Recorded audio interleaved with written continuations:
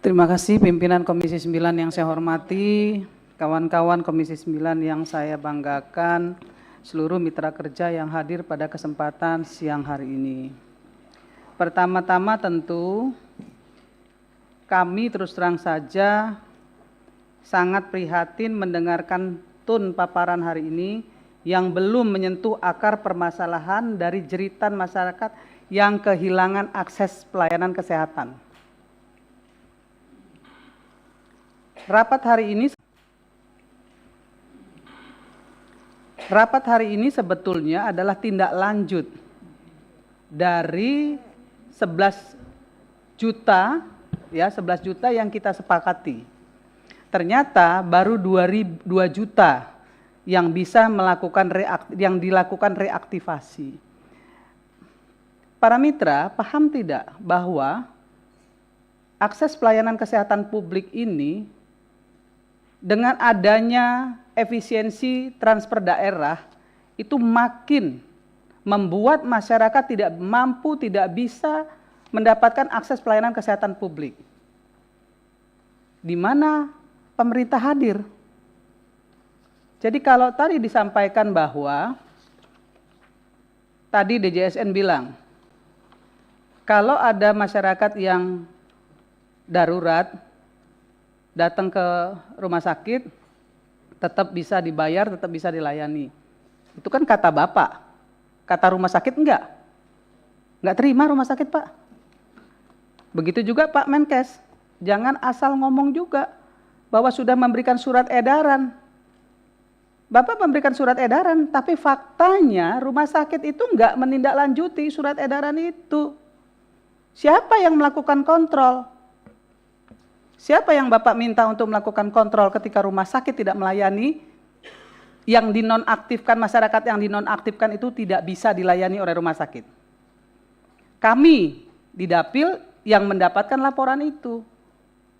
Bu Irma, saya katanya bisa 3 bulan.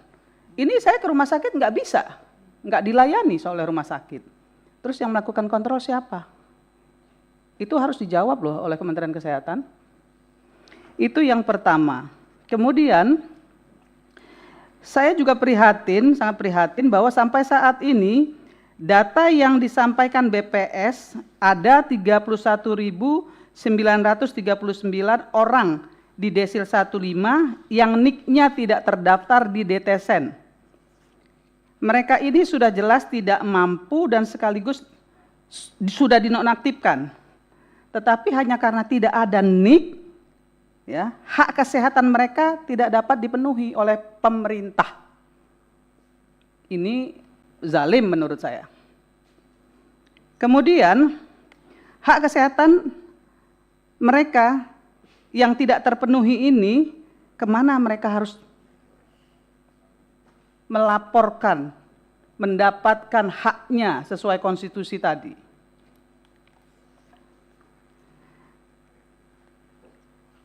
Saya juga ingin menyampaikan kepada mitra-mitra kerja yang hadir pada hari ini, harus ada solusi jangka pendek agar 31.939 orang ini bisa mendapatkan layanan kesehatan. Dukcapil harus jemput bola dan tidak bisa juga mendapatkan kartu sementara. Kita semua paham tanpa adanya kartu JKN yang aktif, Vaskes tidak akan mau melayani. Itu fakta di lapangan, Pak. Jadi jangan presentasinya bagus-bagus, hasil di lapangannya nggak sesuai. Hari ini kan yang saya dengar itu, presentasinya semuanya keren, bagus-bagus semua. Tapi fakta di lapangannya beda. Kenapa kami gugat soal 11.000 menjadi 2.000 itu tadi, itu karena di lapangannya beda. Mendengar paparan BPJS yang sangat tidak jelas bahwa penyakit katastrofik merupakan faktor penurunan kesejahteraan, dan ini selaras dengan berbagai aduan masyarakat kepada kami bahwa siapapun yang terkena penyakit ini ya pasti kondisi sosial ekonominya turun. Nah, kalau sudah tahu seperti itu, artinya saya mau tanya nih, penetapan terkait dengan desil ini dari mana sih penetapannya? Data DTSEN kemudian turun ke desil 15 610 misalnya kan. Ini diambil dari mana nih? Ada 39 variabel katanya yang digunakan.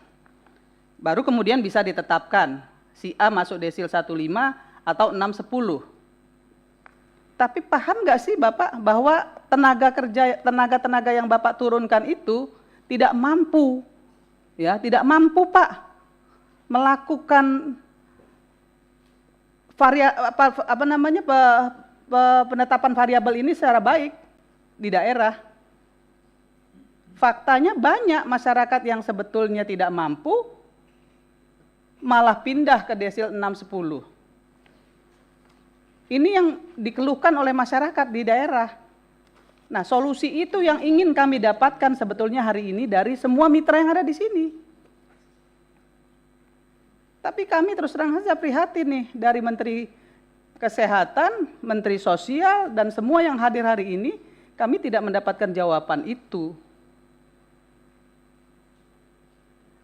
Padahal sudah jelas rapat hari ini menindaklanjuti hasil yang sudah kita rapatkan sebelumnya. Jelas kok faktanya seperti itu, jelas.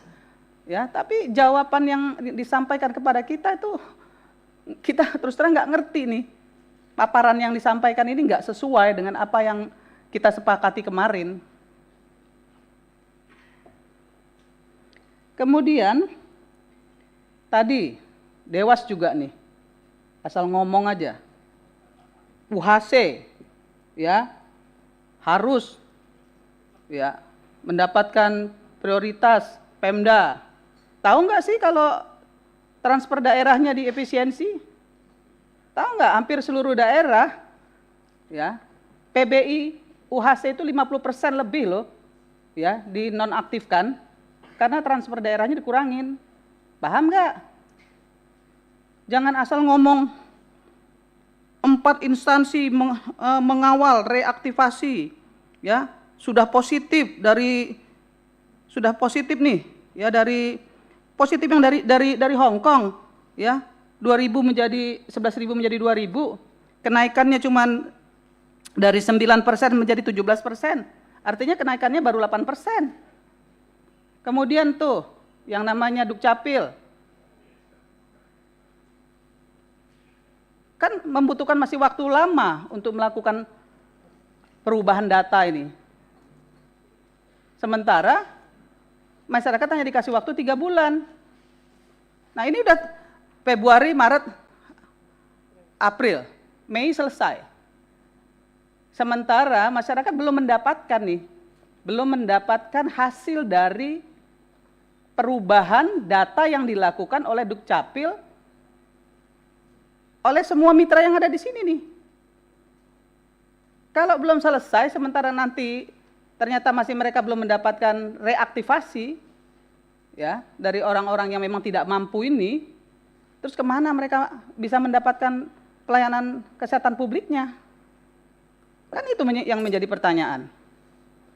Jadi tolong Bapak-Bapak semua yang ada di depan kami hari ini, kami tidak butuh presentasi bagus, tidak butuh presentasi yang meluap-luap ya. Tapi hasil di lapangannya nol besar. Saya dari ini fakta loh ya, dari 11.000 menjadi 2.000 itu juga fakta yang menyedihkan. Kemana sisanya? Masyarakat tidak bisa mengakses, itu fakta.